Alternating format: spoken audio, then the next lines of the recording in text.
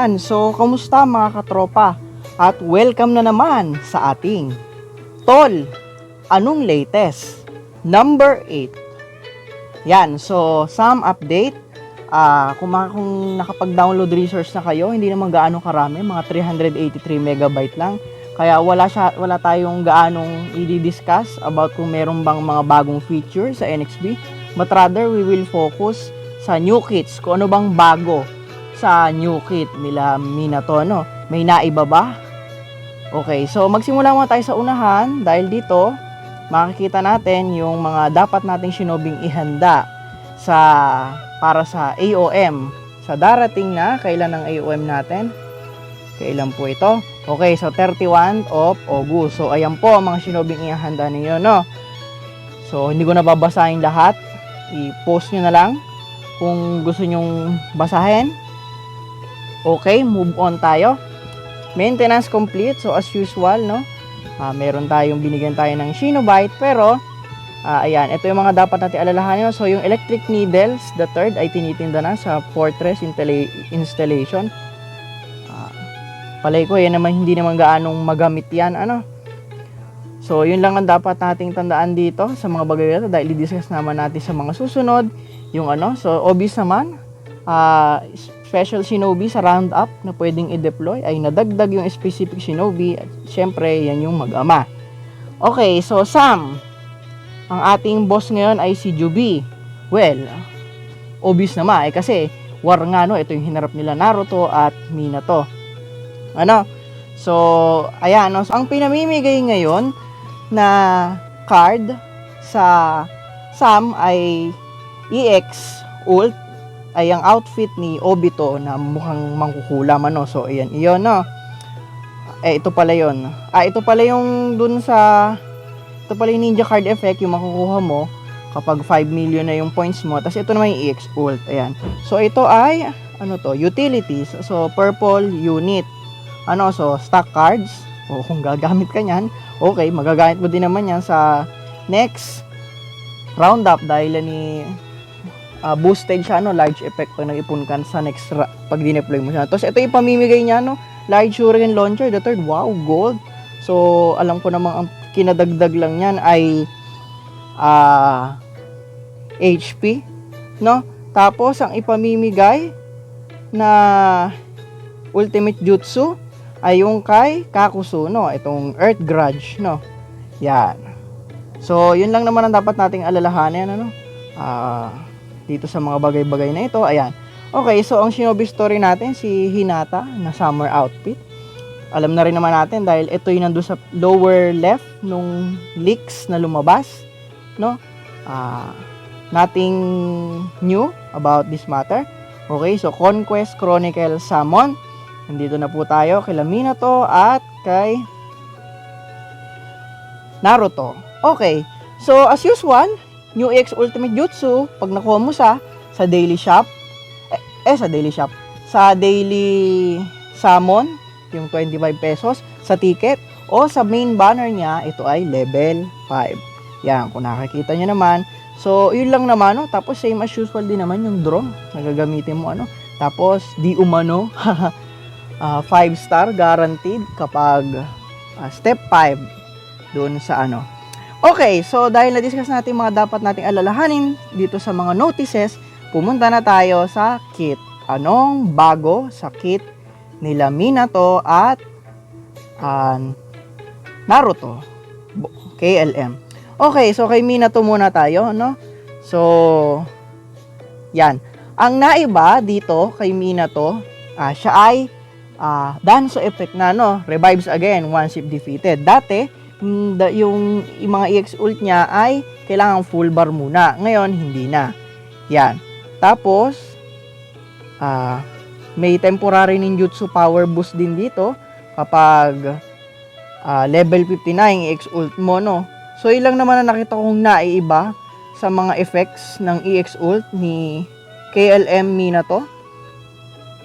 And yung meta naman ngayon, CP Drain. Yan, so i-check natin yung animation niya, no.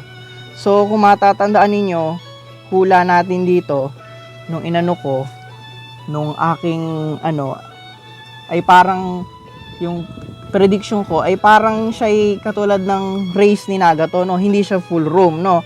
At makikita natin ngayon ng new EX ult ni Minato ay yan. Bang! Okay, so nakikita nyo, mag-iwan siya ng dami area of effect na sunog gawa nung Bijudama, pero hindi siya full room kasi nakita nyo hindi naman basag yung ano, pero mas malaki yung range niya kumpara nung kay Edo Nagato. At revival. Okay naman. Mabilis, masasabi ko. Ano? So dumako naman tayo sa EX ult ni Naruto. So tama yung hula ko do sa card, ano? Si Naruto nga ay tutulungan ni Tobirama, ano? Ito nga yung nasa anime. Pero hindi nga lang naka-Kurama cloak si Naruto no, nung tineleport ni Kurama, no? So ayan, ano ang bago sa new EX ult ni Naruto kay LM? Sa una, mukhang walang bago kung titignan nyo, kasi parang same buff lang siya doon sa luma niya.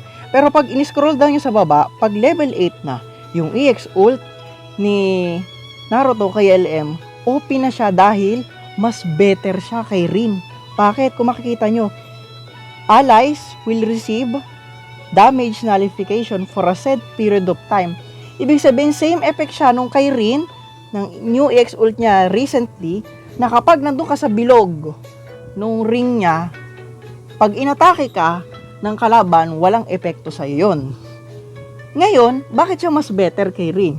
Una, dahil hindi mo kailangang pumasok sa isang area of effect para makuha mo yung damage nullification effect na yon. So, pindutin lang ni Naruto kay LM ito, yung whole team niya, matik, damage nullification na agad yon.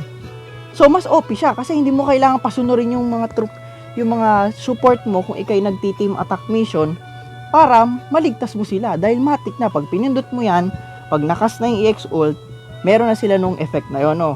So, ang OP niya, no? Tapos, pag level 50 na siya, ninjutsu cooldown time is ignored for a set period of time, no? So, parang yung EX ult niya ay parang pinaghalong yung Narutong Hokage saka kay Rin, no? Tapos, ano mga effect niya? EX boost gauge, ano? Ito pa, para siyang si Baron mo dahil the character will be immune to recoil and will no longer be affected by certain traps. So, parang kay Edo Hashirama. Tapos, halves the ninjutsu cooldown pa. Kaya, mas maganda itong EX ult ni Naruto kay M. By the way, hindi pala natin nabisit kung ano ba yung mga EX boost effect ni Minato, no? So, wala naman bago dito, ano? So, yung pa rin, halves din naman, mga usual, din lang naman pala. Okay, dako tayo sa LB, no? So, ito yung hula ko, sabi ko, baka katulad ng EX ni Naruto outfit na uulan ng yung Hohani kasi. Yan. Pero dito, ano bang bago dito? Well, ayan. So, nagdi-decrease na din yung LB niya ng confusion resistance. Yan. Tas team evasion. Ito ay huge kapag level 8. So, grabe. Ano to? Mama Sakura. Yung LB ni KLM na to. No? So, makakita po natin, no? So, wala namang gaanong doon sa limit break effects niya, no? Double strip, triple strip, ganun lang naman dito sa no? Pero yun ang naiba dito, no? Siya po ay decreases confusion resistance at ayun, no? Team evasion. Huge pag level 8. Okay, so dumako naman tayo kay Naruto. Yan. So, doon kay Minato, mali yung hula ko, no? Hindi naman siya mukha ng Hohani kasi, no?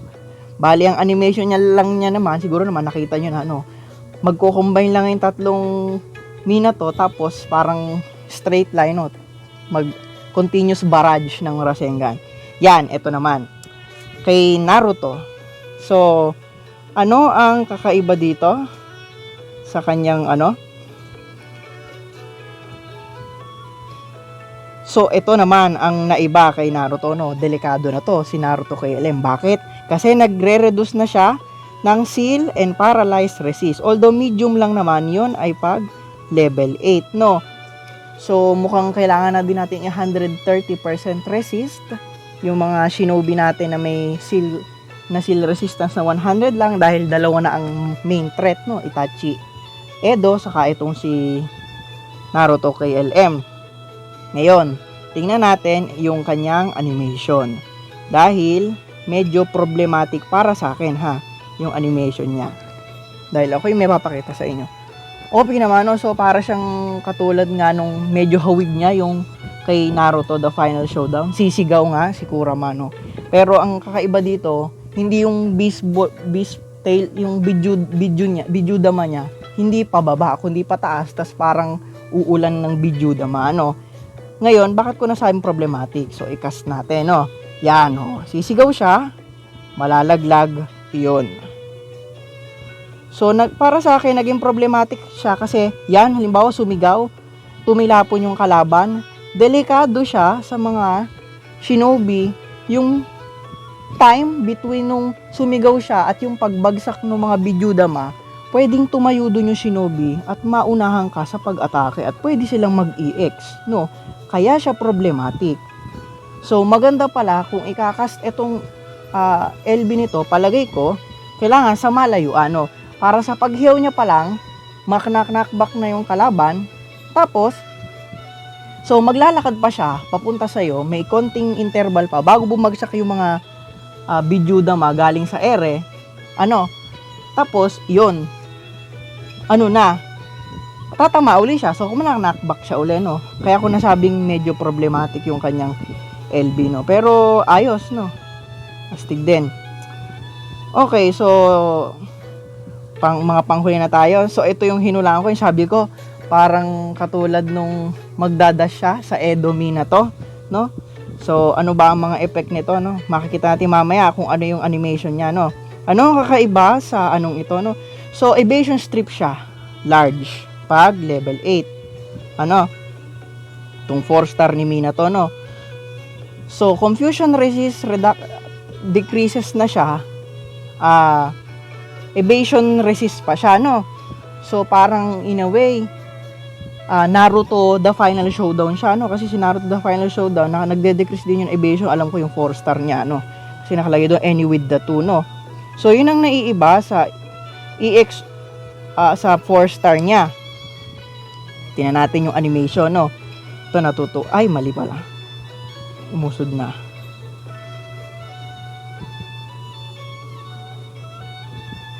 Ayan. Okay. So, ayan. Tingnan natin, no? Lupit nito, no?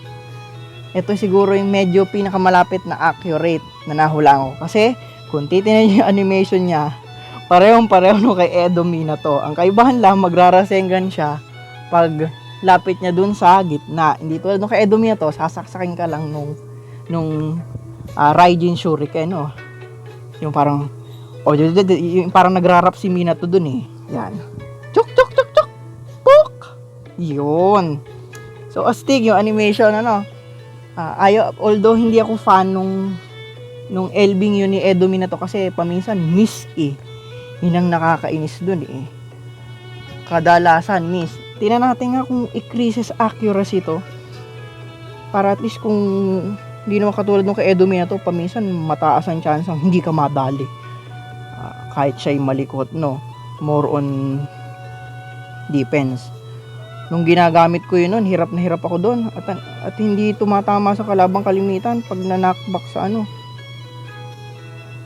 increases the movement speed, no? So, yun lang, no? Wala namang increases accuracy. Parang wala din man nakita doon sa iba niyang kit. Okay, move on tayo dito kay Naruto. KLM. Yan. So, akala ko ito katulad dito nung kay Kawaki na sisigaw siya, Sawara na! Hindi naman pala, no? Bubuga lang si Naruto dito ng dalawang Bijudama. Yan. Ano kakaiba sa anong bago sa kit na ito, no? Actually, wala naman. Yun lang yun. Increases accuracy. Hinahanap natin increases accuracy kay Minato. Mukhang dito napunta. So, wala namang bago sa effect niya. Kung titinan nyo naman animation niya, bali, lalabas lang si Kurama Avatar, tapos bubuga siya ng dalawang Bidudam, magkasunod. Hindi naman mabagal yung animation, mabilis siya, So, yun lang. Mukhang natutukso akong mag-summon sa kanilang banner kasi collection purposes. Pero parang interesado ako dun sa EX Ult ni Naruto KLM kasi hindi ko talaga nakuha yung ni Rin nanghihinayang ako Pero palay ko magiging magandang main to si Naruto. Hindi ko na alam kung pang defense kasi palay ko pang defense pwede rin. Although yung mga ganung bagay ay kailangan pa nating i-test. Ito naman yung mga pag-aanalisa lang. Kay Edo Minato, KLM, obvious na rin naman, masakit siya sa AM. Yung mga jutsu niya. Although parang medyo parang sana naging full room yung EX ult niya. Sana walang siwang, Although malaki naman talaga yung range ng buga niya. Parang hindi lang ako satisfied dito tulad nung kay Naruto na kapag tiningnan ninyo yung animation, malaki talaga sasabog sa gitna. Para siyang halo nung para talaga siyang yung kay Narukage na new kit niya, yung Tokto, Ajiwet, Tebayo, kagano wuching. Yun. So ilang yung touch ko mga katropa Should you summon? Kalimitang tanong nila depende din naman sa yun, katropa Pero as regards defense o attack, hindi ko personally sa first glance ko ngayon, hindi ko naman nakikitang parang bagay si Minato KLM sa F4 Siguro sa fly-in room pwede. Pwede siya Si Naruto KLM naman, palagay ko dahil medyo kahawig niya si Naruto The Final Showdown, palagay ko medyo pwede naman siya sa final room kapalit ni Naruto The Final Showdown siguro kung wala ka nung niya nung mga kit niya So yun lang mga katropa, yun lang aking masasabi. Kita kits.